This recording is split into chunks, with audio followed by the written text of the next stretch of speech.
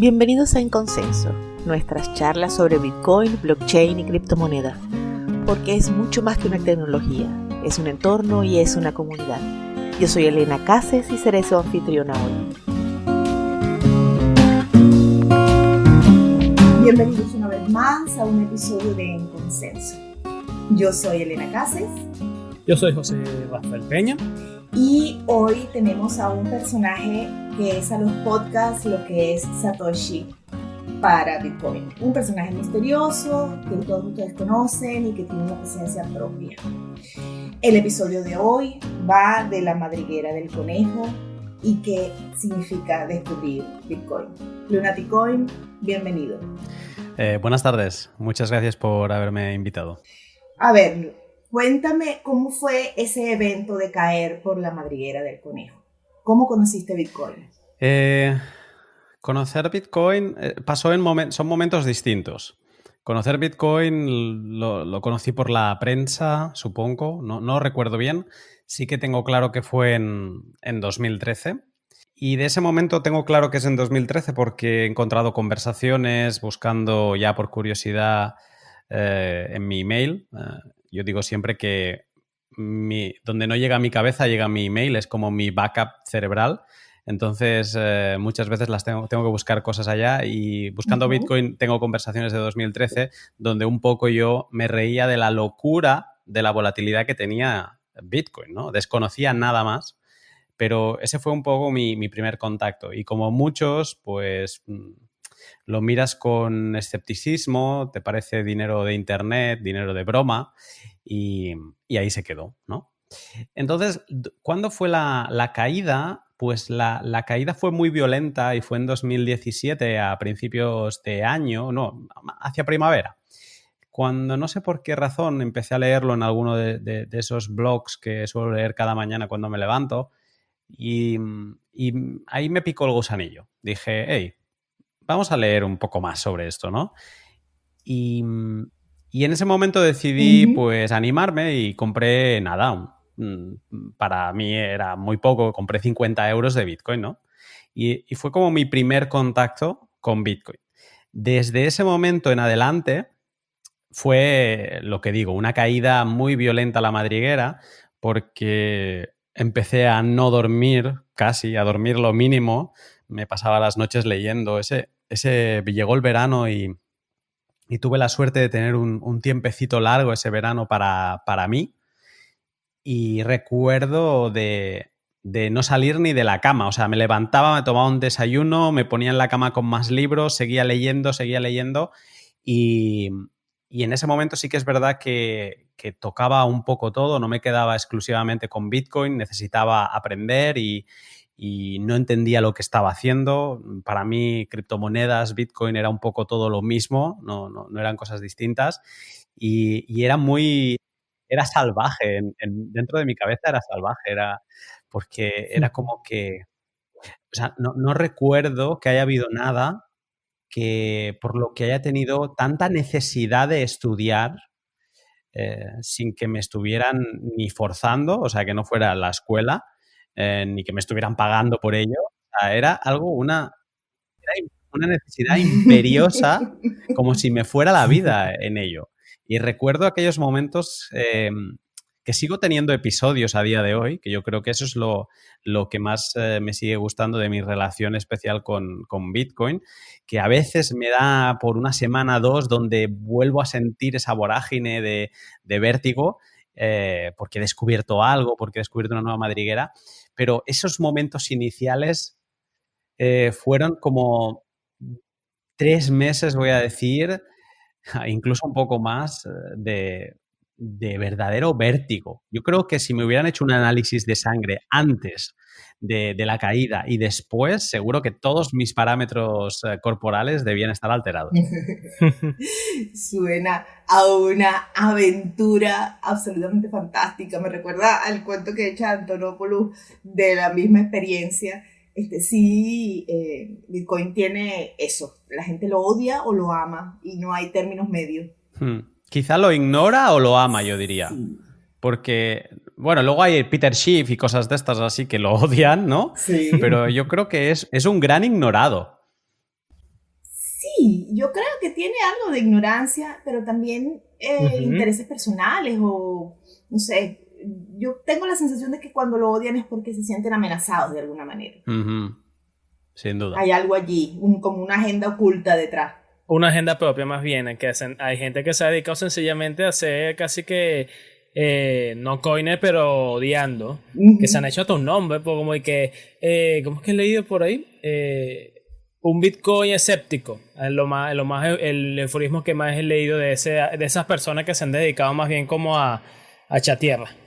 Sí, bueno, quién sabe qué es lo que habrá detrás. Desde tus inicios, el podcast que diriges ya lleva año y pico, un poquito más, año y medio.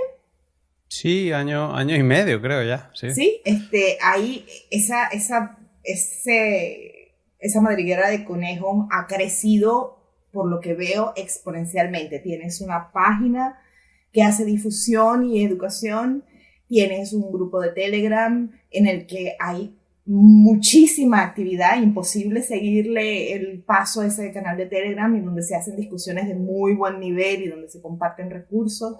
Tienes tu canal de Twitter en donde también se forman discusiones muy interesantes. Tienes la web del propio podcast en donde también hay alguna que otra cosita.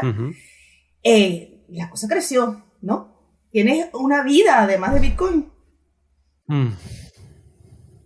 Sí, eso a veces me lo han preguntado, si aparte de Bitcoin hago más cosas, y sí. De hecho, es uno de los motivos por los que tengo mi anonimato, porque quería mantener mi vida no coiner separada de la coiner, vamos a llamarle así. Y fue uno de los motivos por los que mantuve el anonimato, lo sigo manteniendo, y ahora también lo mantengo porque, siendo sinceros, es muy cómodo. Entonces, también por temas cada vez que escucho más de seguridad, ¿no? Que te afronta, o sea, el hecho de estar en Bitcoin está muy bien ahora con el nivel de precio que hay, pero en un futuro, si aumenta mucho, pues bueno, no está mal, ¿no? Este anonimato es algo, es un valor añadido. Pero sí, a veces trabajo, soy empresario, tengo mi propia empresa, y a veces le dedico, pues, las horas que haga falta a mi vida no coiner. Mínimo son unas 8 o 10 horas al día, y luego empieza mi vida bitcoiner. Suena a que duermes poco. Wow. Totalmente. Pues duermo mis horas. Duermo 6, 7 horas cada día siempre. Y lo que sí, quizá últimamente me lo estoy intentando tomar con más calma, en general todo, porque sí que he vivido 2 años donde era como un robot de desactivo empresa, activo Bitcoin, y no tenía problema en acumular horas delante del ordenador, como si no hubiera nada más, ¿no? Porque al final es lo que digo, es esa vorágine que me tomó, y que lo hacía por pasión y sin problema. Pero sí que es verdad que últimamente mi cuerpo también me ha pedido que pare un poco, y bueno, aunque no sé si lo parece o no, porque déjame también decir una cosa. Al final has mencionado proyectos, o esta web de educativa que es Estudio Bitcoin. No es un proyecto individual, ni es un proyecto que sea de Lunaticoin como tal. Es un proyecto que nace de un compañero, con Arcad Multicrypto, y bueno, digamos que en algunos tengo compañeros que me acompañan, ¿no? Obviamente sería imposible hacerlo todo. Yo, mi único compromiso conmigo mismo es realizar un podcast semanal. Muchas veces me hace no dormir porque o no me gusta cómo tengo pensado el podcast, o no acabo de encontrarle el filón a la idea, o sea, enfocar el podcast como me gustaría. Pero sí, para conmigo mismo, ese es como mi único compromiso que tengo real. Bueno, y con todo es bastante, que no lo conozca, como lo dijiste tú mismo en el último episodio, el que acaba de bajar de una nave espacial y no conozca el podcast de Lunaticoin, y el enlace a su web, a esta web, Estudios Bitcoin, va a estar en las notas del episodio para que le echen un vistazo, está muy bien, está hermosa de navegar y tiene un montón de cosas bien interesantes, sobre todo para aquellos que por un lado están empezando, hay un capítulo solo para ellos y después hay cosas un poquito más concretas para quien ya tenga un camino hecho. Ok, entonces tenemos la web, tenemos el podcast, tenemos el canal de Telegram, tenemos cualquier cantidad de otros proyectos que están caminando al mismo tiempo. Tienes una comunidad enorme, un montón de gente te conoce, acabas de participar en la BlogConf, hablando de periodismo. De hecho, estabas con Héctor y estabas haciendo énfasis en el hecho de que la gente necesita conocer Bitcoin, que el tema es un tema de conocimiento. ¿Qué es lo que está fallando? Trabajos como el tuyo, trabajos como el mío, trabajos como el de Cripto Noticias, están dirigidos específicamente para difundir y para aumentar la adopción de la moneda. ¿Qué es lo que no estamos haciendo? ¿Por qué no escala más rápido la adopción de una moneda que le da a la gente el poder sobre su dinero? Quizás estamos muy cerrados en nuestro gremio de bitcoiners, criptomonedas, vamos a llamarle así. O sea, creo que nos gusta hablar con Andreas, nos gusta hablar con todo este mundo, ¿no?, que conocemos, que ellos también son bitcoiners o de cualquier otra criptomoneda, pero salimos muy poco a pasear fuera de este espacio de confort. Eso, por la parte de divulgación, es una de las cosas que yo creo que hacemos poco. Y yo me he propuesto ir saliendo de este confort. No es sencillo porque, digamos que con alguien que no entiende tienes que hablar de otros temas, ¿no? Y también, ¿sabes lo que no es sencillo? Que cuando hablas con alguien que no entiende, pues como Andreas, por ejemplo, realmente te pone contra las cuerdas. Mucho más que Andreas, yo creo. Y eso que no he hablado con Andreas. Pero te pone más contra las cuerdas porque creo que te hace preguntas más genuinas, más reales. Entonces, hay que estar preparados. Yo uno de los pods que peor lo he pasado es un pod que hice yo le llamé el pod No Coiner. Lo hice con una chica que es cantante conocida en España y un poco, pues, conseguí hablar con ella y básicamente le intenté explicar las bondades de Bitcoin. Y ostras, tienes que estar muy preparado, ¿eh? Porque te hace preguntas que te hace pensar, ¿no?, en directo. Y es curioso, yo lo recomiendo, pero sí que acabas con esa sensación de desprotección. Eso por un lado. No creo que estemos haciendo tampoco las cosas muy mal, ¿eh? Yo creo que las estamos haciendo bien. Lo que pasa que no todo el mundo está preparado y en la vida pasan muchas cosas. Al final, yo me crucé con Bitcoin en 2013 y leí bastante en tema de precio y tal, pero no me hizo clic hasta 4 años más tarde. Creo que todo el mundo tiene un momento. Hay mucha gente que vive ajena al significado del dinero.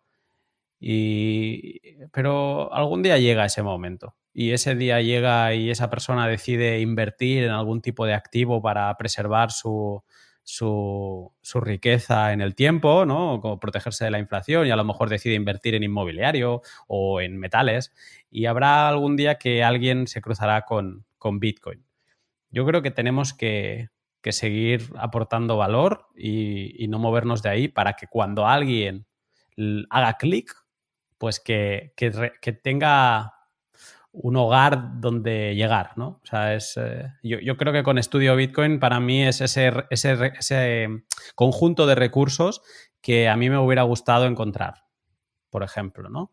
Bien masticadito, muy sencillo, limpio. Para mí no hay ningún ánimo de lucro, por lo tanto, en nuestro caso, pues limpio de publicidad, limpio de todo, ¿no? Es puro.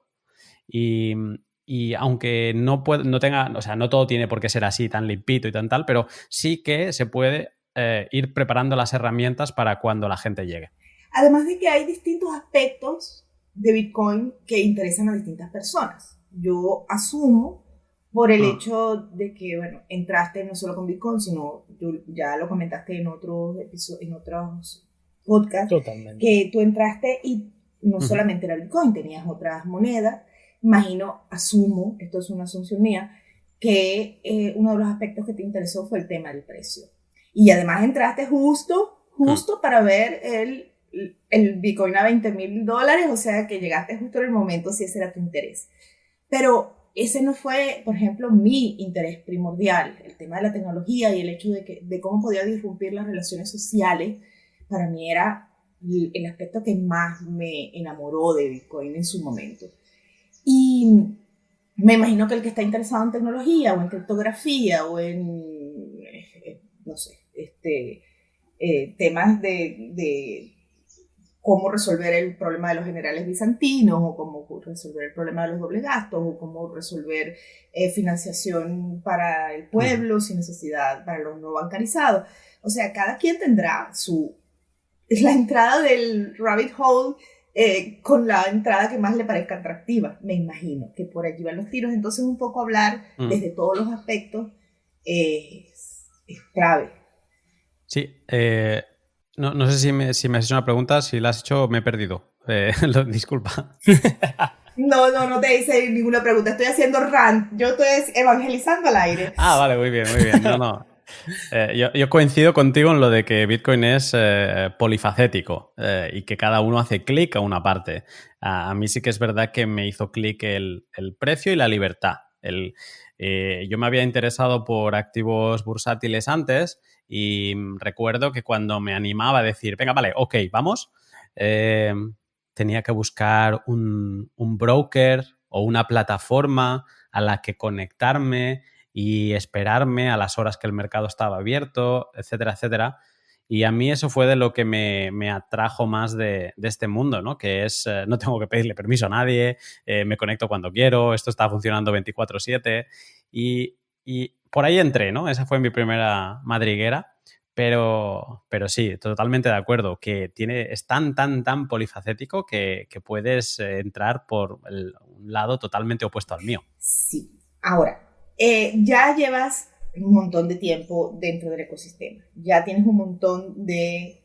Bueno, para mí lo más valioso es que tienes una comunidad detrás de gente que te sigue, que te tiene de referencia, que está por la labor de participar y aportar.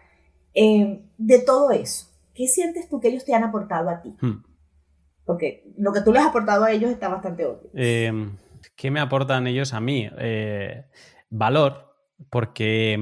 Y no valor de to be brave en inglés, no, valor de conocimiento, porque o sea, como que mi lema, siempre que escribía a la gente para entrevistarlos al principio, yo les decía que mi finalidad con el podcast era conectar al espacio, ¿cómo se llama? A la escena hispana de Bitcoin y aportar el máximo valor posible de estas personas con las que hablo, ¿no?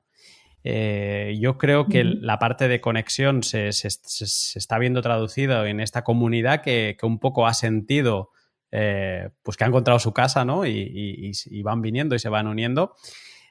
Y la parte que a mí que yo aprendo de ellos es el conocimiento. O sea, es que es alucinante la persona que yo soy hoy en conocimiento Bitcoin, a la que podría haber sido si no hubiera estado en contacto con todas estas personas, es mucho más valiosa la persona de hoy, ¿no? Porque puedo poner ejemplos. Por ejemplo, Alberto, que hizo unos tutoriales a la altura de los mejores tutoriales en inglés de nodos, de cómo montar tu nodo. Creo que yo no he sabido toquetear Linux tan bien como después de conocerlo a él. Y él, a su vez, fue animado por Arcad a que hiciera todo este material, porque Arcad se dio cuenta que era un crack y que no podía ser, que nos tenía que compartir todo este conocimiento, y lo hizo. Pero es que yo con Arcad también, hablando con él, él me enseñó a ver Bitcoin de una manera que yo no lo veía. Me enseñó a ver toda esa parte de la privacidad y me enseñó a pensar cada paso que daba en todos los aspectos, desde encender mi ordenador y que ya pueda estar enviando información personal mía a un servidor y que ya pueda estar un poco filtrando información. O sea, ¿qué me ha aportado toda la comunidad? Pues entender mucho más. Yo digo que soy un privilegiado, no solo por la comunidad, sino con la gente con la que hablo, porque ellos me dan como clases particulares de Bitcoin y tengo a los mejores profesores que se puede tener porque hablo con la gente influyente de la escena, pero es que la comunidad en muchos casos o sea, va a toda velocidad, va mucho más rápido que yo.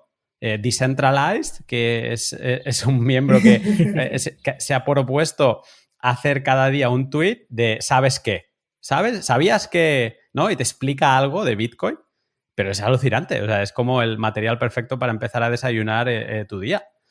Y todo es gente que un poco le ha gustado la idea de aportar valor y de poner su granito en esta gran familia hispana y que dan miedo un poco, porque van muy rápido. Sí, ese es el tema, que dan miedo. La cosa es acojonante, en serio. Sí. Lunati, yo tengo una duda, o sea, recuerdo los primeros episodios de tu podcast. Eran Sí. como más temas no tan centrados en Bitcoin, pero poco a poco he visto que te has centrado únicamente en Bitcoin. ¿Hay alguna motivación o razón por dicha decisión? Sí. Yo creo que todos nos fascinamos un poco, bueno, a lo mejor no, estoy generalizando, pero yo creo que nos pasa, en verdad, de que un poco nos fascinamos por esta libertad, ¿no? Y blockchain y todo puede ser blockchain y todo va a ser mejor, etcétera, ¿no? Sí, la adolescencia. Sí. Nosotros le llamamos, aquí José y yo le llamamos la adolescencia. Cuando ves a la persona enamorada de blockchain y le quiere meter blockchain hasta el helado, está adolescente en la edad de Bitcoin. Sí, exacto. Pues yo también he pasado la edad del pavo, digamos, que sería aquí, de que enamorado de todos estos conceptos y le he dedicado mucho tiempo, ¿eh? O sea, yo me he leído white papers de shitcoins como catedrales, ¿eh? Y entonces, un día, en esta pregunta, ¿no?, que me hacía Elena de dónde sacas el tiempo, pues casi que vas poniendo en valor tu tiempo, ¿no? Y cada vez vas poniendo el peso del tiempo en lo que realmente te das cuenta que no te falla. Y no estoy hablando de precio, es que no te falla en el conocimiento, ¿no? O sea, que tú estás aprendiendo algo y se sostiene, que nunca te mienten. ¿Cuántas shitcoins hay en el mercado de que no, somos mejores por más velocidad, pero luego rascas un poco, más velocidad es más centralización y tú te preguntas a ti mismo, pero realmente a mí qué me interesa de todo esto, la parte más disruptiva, revolucionaria, ¿no? Pero es que eso es la descentralización de Bitcoin, eso es que no hay detrás nadie, que no hay una empresa. Ostras, entonces es como que poco a poco te vas sintiendo traicionado por todas esas horas que le has dedicado a todos esos proyectos, ¿no? Devuélvanme mis horas. Sí, literalmente. Y cuando a veces veo a alguien dedicándole cuerpo y alma a shitcoins, pero ya no hablo no te voy a hablar, incluso podría llegar a entender que haya gente que dedique tiempo a altcoins, ¿no? Yo creo que hay una distinción entre alguna altcoin y luego todo lo demás son shitcoins. Otra cosa es que lo intenten comparar de tú a tú con Bitcoin, ¿vale? Creo que son cosas distintas y el otro día esto lo hablábamos con Héctor en la charla de BlockConf. Pero bueno, yo ya me he medio perdido de lo que quería decir, pero bueno, un poco... ¡Cuerda de igualados! ¿Por qué te comparas con Bitcoin? Por ahí lo dejaste. Sí, pero es que bueno, en definitiva, o sea, el por qué me centro a Bitcoin es porque realmente es lo disruptivo de todo esto, no es una simple evolución tecnológica de nada, es un cambio, es una innovación económica, es seguramente la primera, hemos visto nacer al primer dinero desde hace 5.000 años o desde, no sé, o podríamos ver el experimento del euro como una cosa interesante de ver desde el punto económico, pues Bitcoin está a esa altura, ¿no? Y luego que es que Bitcoin es muy elegante. Es realmente muy elegante. Es un traje de smoking, ¿sabes? Es un cocktail party. Tú empiezas a ver cómo está construido Bitcoin por dentro, el protocolo, y la arquitectura es maravillosa. O sea, entonces, ¿por qué me he ido centrando en Bitcoin? Pues es como un agujero negro que aunque tenga otro agujero negro al lado, ese agujero negro es más fuerte.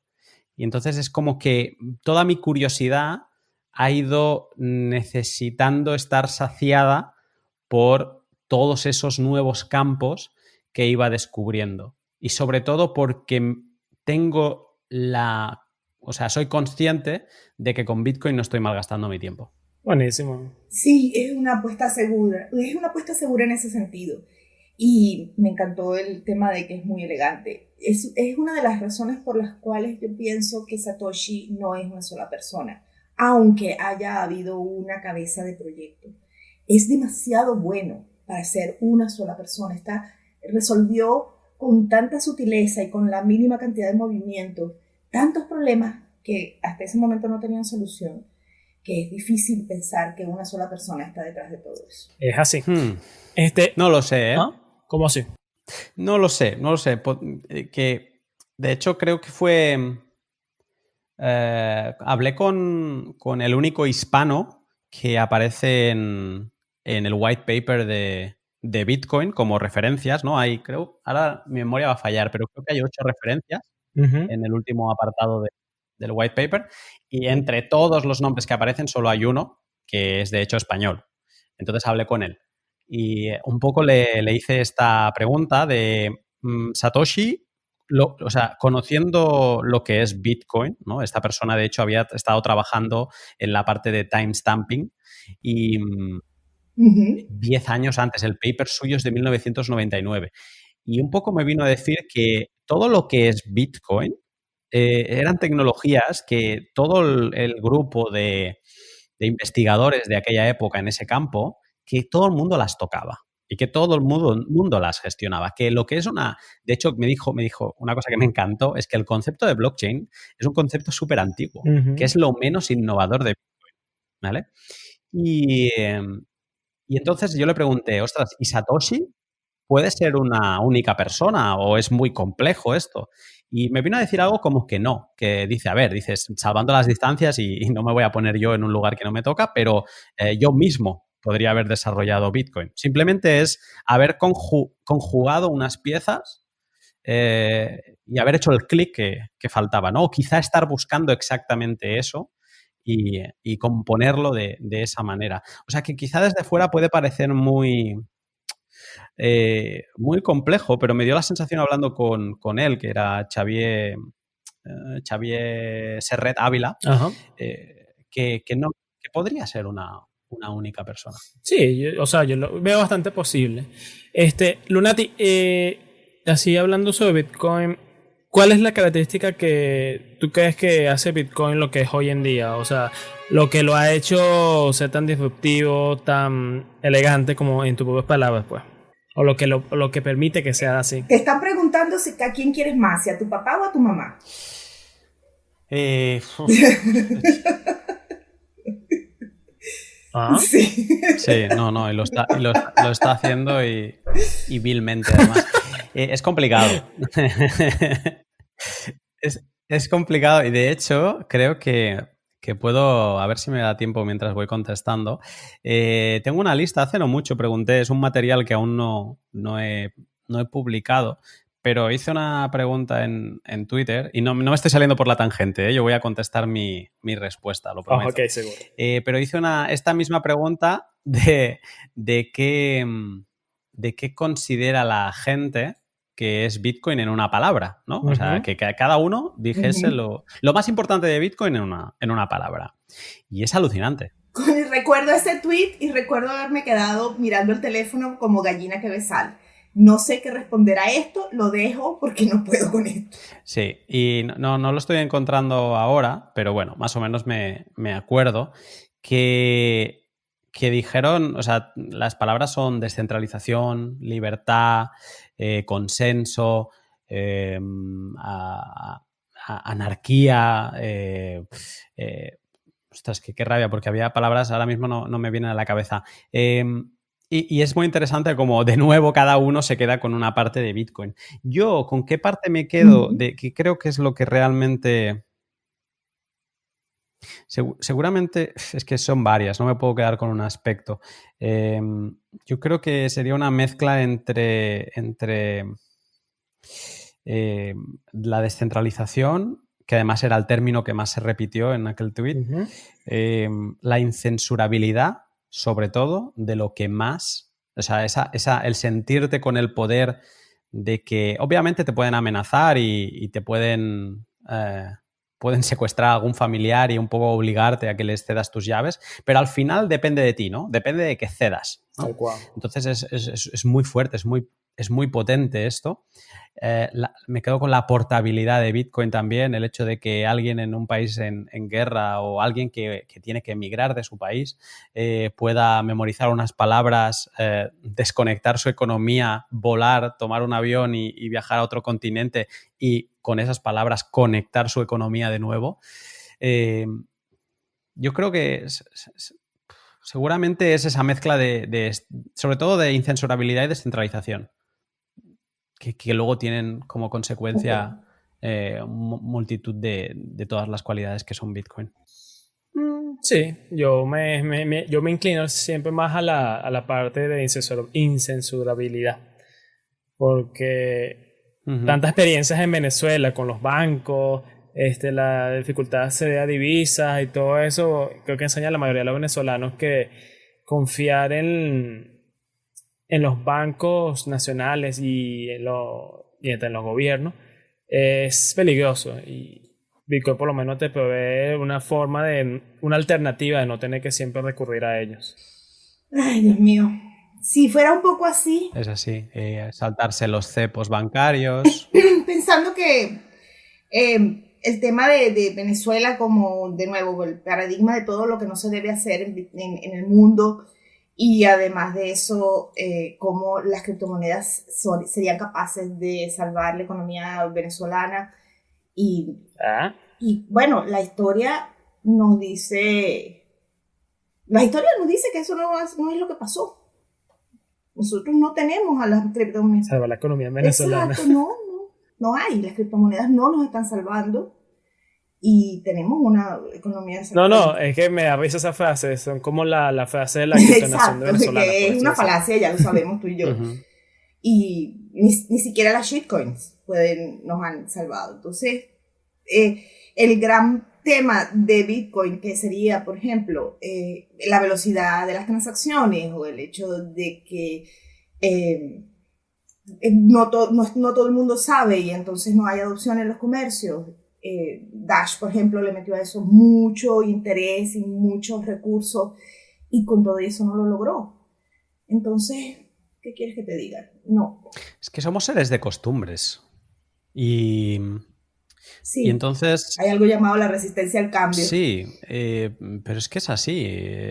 Al final hay gente que quiere su billete debajo de la cama, y da igual que inflacione, y que aquí en Europa estamos viviendo inflaciones del 2,5%, ¿no? Y la gente, bueno, eso no es nada.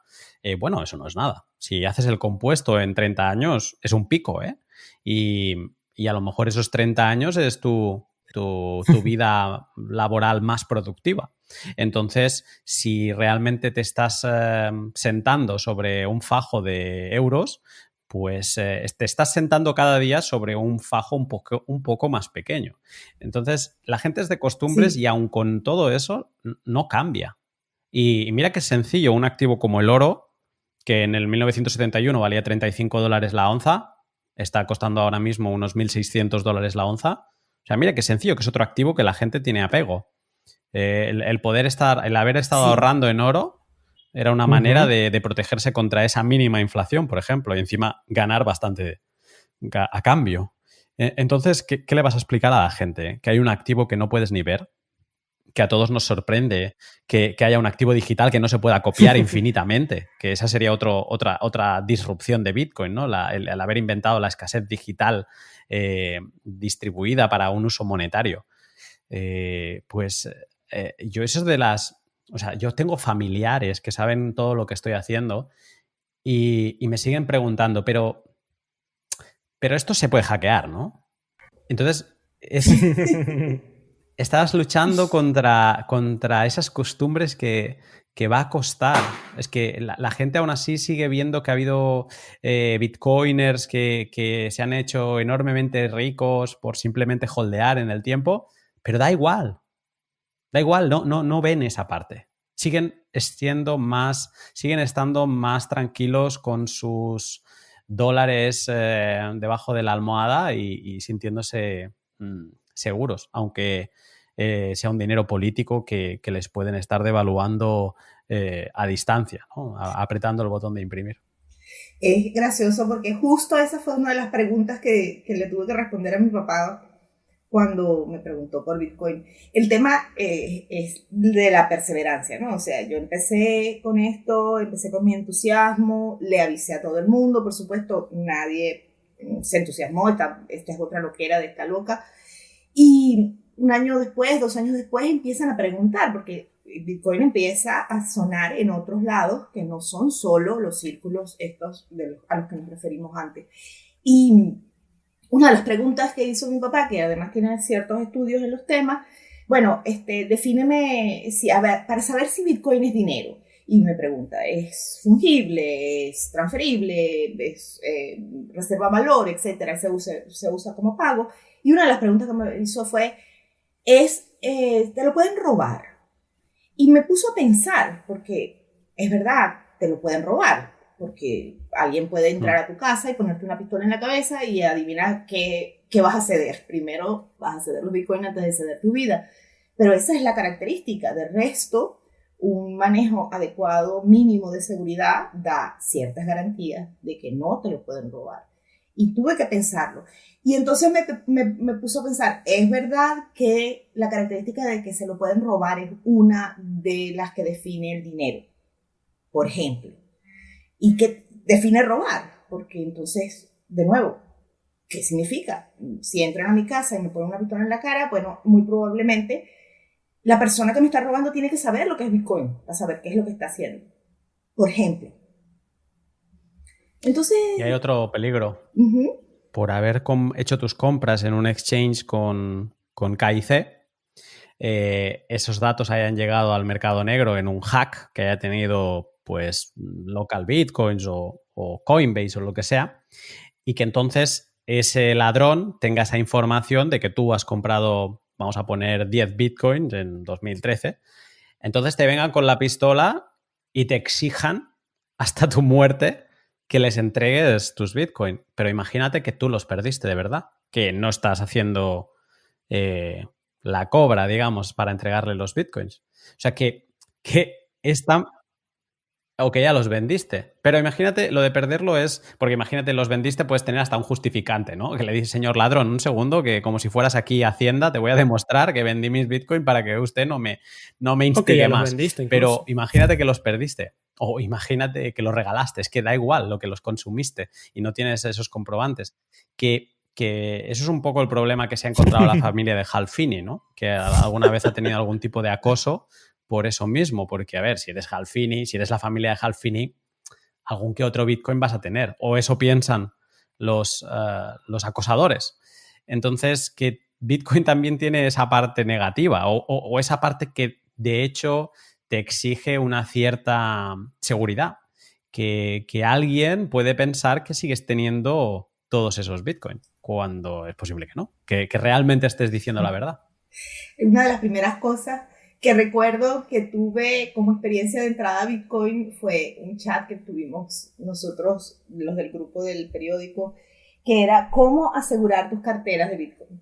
Y por supuesto aportaba gente que era economista, aportaba gente que era tecnóloga, y entonces hablaban de una segunda partición de disco y hablaban de carteras que eran de COIs, de manera tal de que tú entregaras eso, porque claro, el coco en nuestro En nuestro entorno aquí en Venezuela es el gobierno. Entonces el gobierno, como tiene carta blanca y hace realmente lo que se le da la gana, cualquiera te puede tocar la puerta, entrar y empezar a revisarte la vida, la casa, las computadoras sin ni siquiera tener un papel en blanco para decir, bueno, después lo relleno.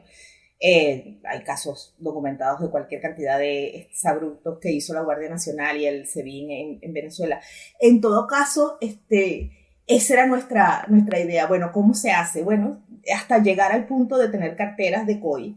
Y hay una cartera ahí con, no sé, $100 y no, eso es todo lo que tengo. Eso no me queda más. Y bueno, para eso la Guardia Nacional, el gobierno tenía que alcanzar una masa crítica de conocimiento como para aprender que existía la posibilidad de una cartera de señuelo para buscar la que realmente era la que tuviera el dinero. Hasta esos puntos, sí, se puede robar. Y básicamente el fallo de seguridad más grande que tiene Bitcoin se llama el dueño de Bitcoin. El dueño es de los saldos en Bitcoin.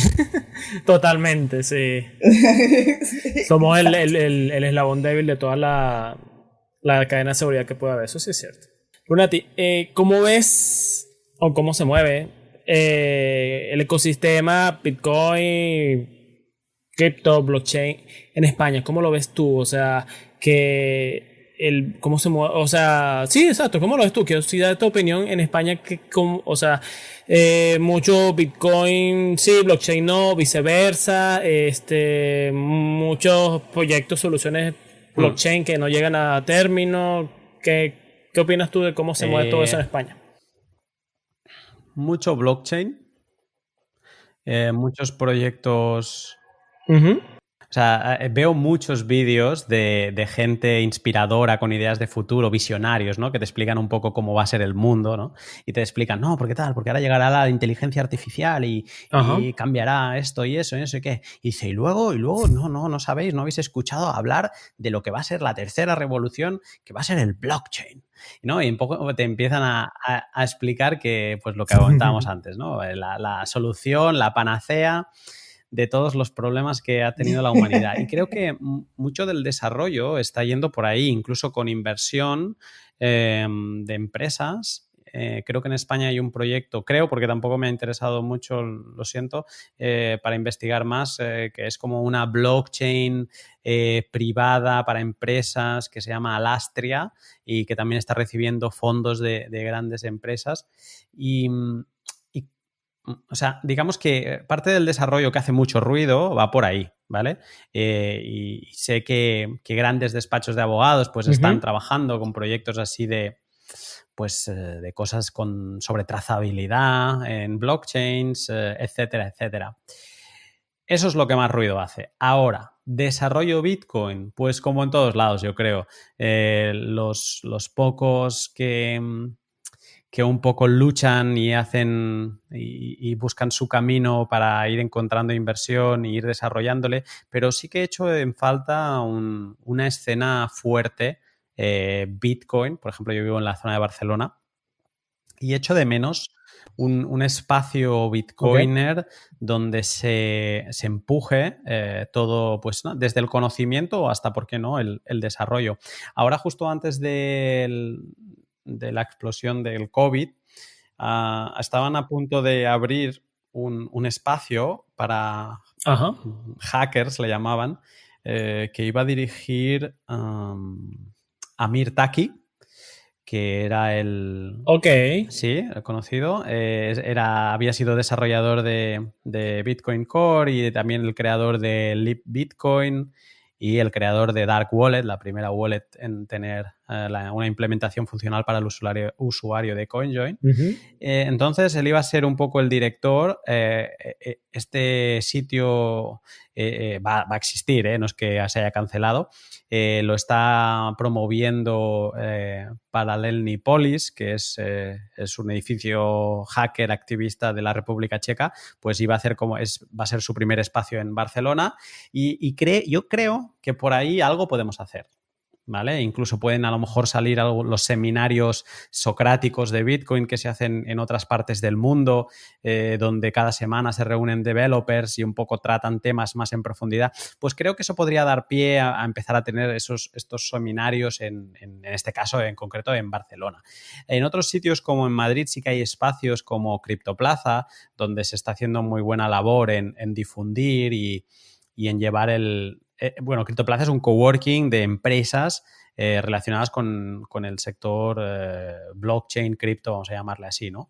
Pero hace muy buena labor en traer buenos oradores y en hacer, pues, divulgación de toda esta escena. Sí que no es Bitcoin-centric, es más amplio, están muy volcados también con DeFi, pero bueno, es un paso, ¿no? Es un buen sitio que a mí me gustaría que existiese en Barcelona, claro que sí, para poderme reunir para cosas más bitcoiners, pero bueno, ¿qué hace falta? Estamos muy verdes, yo creo. Falta mucho por hacer aún. Sí, falta mucho por hacer aún. Por lo menos tienen sitio... Exacto, por lo menos ahí están unos puntos digamos, de concentración, al menos para que hagan diferentes eventos, meetup, hasta conferencias incluso, pudieran hacer en un futuro y todo. Cuando llegue Venezuela siglo XXI, sí. será muy divertido. Sí, por eso, porque, o sea, digamos que la referencia en Latinoamérica, así de un punto de encuentro de Bitcoin, es la de la ONG Bitcoin Argentina. Así, la única que yo reconozco desde Venezuela, pues. No he tenido la oportunidad de ir como el caso de Elena. Sí, muy divertido, hermosísimo el sitio. Y la energía que se hace, por mucho que todos estemos muy acostumbrados, todos los de el mundo Bitcoin, el mundo de las criptomonedas, estamos acostumbrados a movernos en el ámbito digital, el tema de vernos las caras y sentarnos en el mismo espacio, es verdad. Hombre, lo que es un verdadero lujo, que de lo mejor que he hecho yo y inspirador sin duda, es haber asistido en Europa a Baltic Honey Badger, que... eso es Disneyland para los bitcoiners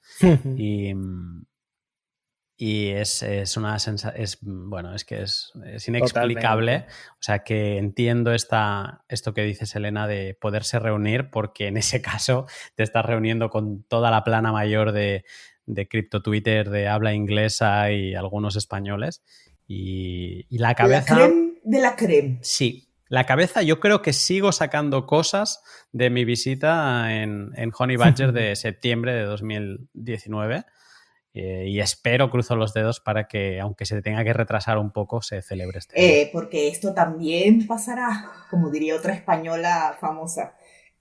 Ya saldremos de esta pandemia, esto también pasará. Y volveremos a una normalidad, antigua o nueva, no me interesa, con tal de que sea normalidad, por Dios. Por favor. Sí. Por favor. Sí. Bueno, hablamos de Bitcoin, hablamos de varios aspectos de Bitcoin, aquello que te enamora, que es a quién quieres más, a tu papá y a tu mamá, ya nos dijiste a quién quieres más.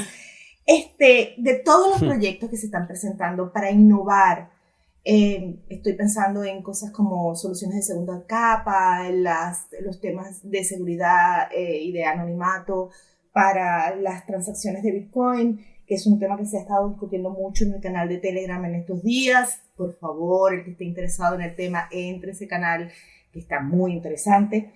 De todos esos proyectos, ¿cuál es el que más te entusiasma? No necesariamente que sea viable, pero el que te entusiasma, el que tienes tu corazoncito puesto allí. Seguramente Taproot, porque es como es una gran evolución del protocolo, como lo fue Segwit. Es la primera que me toca vivir. Yo Segwit ya casi que entré y se implementó. O sea que un poco pues ya bastante me lo encontré. Peleada eso, pero sí. Sí, estuvo bastante, pero ves, yo toda esa guerra, incluso estaba viendo toda la batalla, pero yo estaba a otras cosas. Yo estaba ahí con mis shitcoins y mis historias de mercado, o sea que no estaba muy puesto en todo lo que estaba pasando. Con Taproot me parece que vamos a ver cosas... A día de hoy estamos viendo evoluciones sobre Segwit que un poco nos hacen our mind blow, ¿no? en ese sentido, pues con Taproot yo creo que va a ser bastante similar y nos va a permitir hacer cosas que con Bitcoin no nos esperábamos hacer. Tampoco, o sea, Bitcoin, por ejemplo, con Taproot una de las cosas que podremos hacer es como unos contratos inteligentes, más inteligentes o con más funcionalidades de las que tienen ahora, y la gente ya se imagina Ethereum en Bitcoin. No, nada que ver. pero bueno, eso es esa parte de elegancia, ¿no? De que con las limitaciones que tiene Bitcoin se acaban haciendo cosas solo con multisig, que es algo muy, muy simple, ¿no? El que necesites las firmas que tú decidas para poder desbloquear unos fondos, pues solo con multisig se ha construido Lightning, que es básicamente se apoya sobre multisig 2 de 2. Entonces, imagínate como cuando mejoras un poco el protocolo, y en este caso se va a mejorar bastante, pues estoy bastante expectante de que esto suceda. En un principio de este año era posible, tentativo que se implementase algo, yo sigo teniendo la esperanza, si no, pues bueno, 2021 lo veremos. Eso es de lo que más me interesa ahora. Ok, ¿y cuáles son los que más te asustan? ¿Qué te parece acá que pueden generar algún tipo de amenaza? Pues me asusta. Realmente no me asusta gran cosa, ¿eh? Estoy bastante tranquilo en ese aspecto. En cierto momento me hubiera preocupado la privacidad. Yo creo que ya ni eso me preocupa. Creo que tenemos maneras para quien quiera protegerse. Creo que tenemos maneras para proteger nuestra privacidad. Y no, me preocupa la confusión que pueda tener la gente cuando dentro de no mucho, con todo, por ejemplo, toda la campaña que está viendo ahora de Liquid Bitcoin, de la sidechain de Blockstream. Sí, me parece que está bien, que todos estos proyectos tienen que evolucionar, pero que quede bien claro lo que es Bitcoin y lo que no es Bitcoin, ¿vale? O sea, igual que hubo mucha confusión en 2017 con la gente que entraba nueva en si Bitcoin Cash era lo mismo que Bitcoin, ¿no? Cuando iban a comprar, pues la confusión de todas estas cosas que por intereses comerciales es de las cosas que ahora mismo está lejano de ser una preocupación para mí, pero bueno, estaría dentro del grupo de cosas a hacer mucho énfasis de que no son lo mismo, de explicar bien cuáles son sus puntos flacos y fuertes de estas cadenas laterales y que no confundan a la gente. Lunati, hablaste de privacidad ahorita. O sea, como ya no nos queda tanto tiempo, danos como unos 5 tips para mejorar la privacidad en las transacciones de unos Bitcoin. Claramente unos tips que implican mucho más trabajo por delante, pero por lo menos que debería alguien para comenzar. Que en Bitcoin todo lo que a cualquier persona que le pagas, como dice Wasabi, ¿no? Cuando tú haces una transacción en Wasabi, hay un campo que es opcional rellenar, que se pone observador, ¿vale? Y es porque ahí has de incluir quién va a observar esa transacción. Si yo le hago un pago a Elena, como observador pondría Elena, ¿vale? Porque Elena va a ver esa transacción, es evidente, si yo le hago un pago a ella, pues lo va a ver. Y eso es muy importante en Bitcoin, porque Bitcoin, en este caso Elena, podría tirar hacia atrás y ver no solo mis fondos inmediatos desde donde le he hecho esa transacción, sino que puede ver todo mi historial pasado. Entonces, yo como tip de seguridad le pediría a la gente que entendiese cómo funciona Bitcoin en el movimiento de las transacciones, porque no es tan complicado tener privacidad, simplemente has de tener como una higiene mental y en tu wallet, ¿vale? De saber esta moneda de la que estoy gastando, de dónde vino y a dónde va.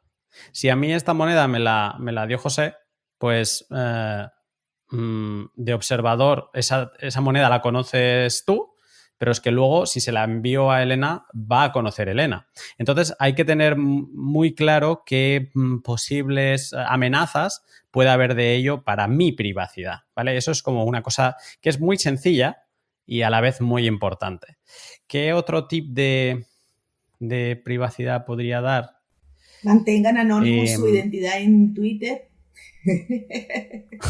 No den su nombre completo, usen un seudónimo.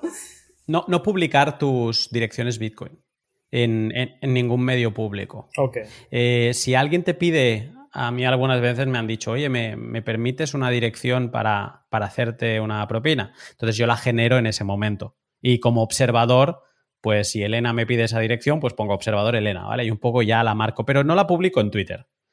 Y sí que es verdad que yo tengo una dirección que publiqué en un portal de estos de propinas para si alguien me quería dar una propina, y esa para mí es una dirección que la trato con mucho cuidado. Si algún día llega algún fondo, digamos que esos bitcoins los voy a tratar antes, ¿vale? Un poco para romper ese enlace. Si a alguien le interesa aprender más, es que el tema de la privacidad es muy complejo, ¿no? Entonces intentar dar unos tips así sencillos. Totalmente. Pero que puede investigar. Por eso te decía algo más como y que la puerta a tocar es tal, para que... Sí. Qué sé yo, por ejemplo, pueden ver para decirlo a nuestros oyentes, pueden ver el mismo canal de Lunático, y ha dedicado bastante trabajo a tratar sobre cómo manejar la privacidad en Bitcoin, y por eso justamente le estoy consultando. Eso es, ¿no? Y si no, en Estudio Bitcoin hay una sección de privacidad donde hay un montón de tutoriales para eso mismo, ¿no? Para ir cayendo en la madriguera de la privacidad. Pero yo creo que no es mal consejo el publicar, y además es un error que cometen todos. De, ay, mira, he recibido tal donación y ¡pam! Pantallazo, ¿no? Vale, perfecto. Con la transacción ID, todo, sí. ¿no? Pues desde este día en adelante, esa transacción no va a haber una persona detrás, no, va a haber una máquina, va a haber un Big Data que va a estar controlando que eso se mueva, no se mueva, a dónde se va, en función del comportamiento que tenga esa transacción, van a aplicar heurísticas para conocer si otras transacciones que se están uniendo a esa son también tuyas. Por lo tanto, no solo estás descubriendo esa moneda, sino que estás descubriendo quizá otras que tenías bien ocultas. Entonces, yo creo que es un tip bastante sencillo. No publiques tus direcciones. Si alguien te quiere pasar algo, pues mira, pueden utilizar Lightning, pueden utilizar Tipping, que es un servicio custodio, pero para las cantidades que se mueven en propinas y demás, pues es suficiente. Y sí, me quedo con eso. Buenísimo. Y bueno, ¿qué tan cierto es esto que estás diciendo? Lunaticoin quedó evidenciado cuando hace poco una ballena se le ocurrió mover 50, no una ballena, un pionero. Early adopter, un pionero, exacto. Se le ocurrió mover 50 pitches Bitcoin de una dirección que llevaba inactiva desde el principio de los tiempos, y allá se alborotó el avispero diciendo que Satoshi había resucitado. Y la gente de una dijo, no es Satoshi porque sus patrones de conducta no son los de Satoshi, y yo de verdad me quedé muda, dije, Dios mío, cuánto me falta por aprender. Eso es. Nada más que añadir en esto, pero tan cierto como que había unos UTXOs analizándose desde hace 11 años a la espera de que se moviesen, y se movieron y se enteró todo el mundo. Y todo el mundo se enteró, literal todo el mundo. No me lo preguntaron a mí, pero yo creo que es importante, sobre todo para el nivel de nuestra audiencia, que sepan que estos tips que están diciendo, están hablando de mover criptos a cripto. El punto para mí esencial, en donde casi todo el mundo falla, es el detalle de pasar criptos a fiat o fiat a cripto. Eso ata tu dirección física a una dirección de Bitcoin.